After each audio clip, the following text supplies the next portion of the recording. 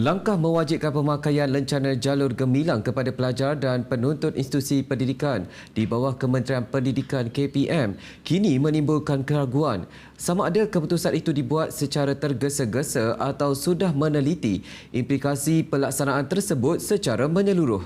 Ia susulan Timbalan Pengarah Minda Universiti Kebangsaan Malaysia UKM, Dr. Anwar Ahmad membangkitkan persoalan mengenai hasil dan keberkesanan projek lencana jalur gemilang yang menelan peruntukan 8.4 juta ringgit.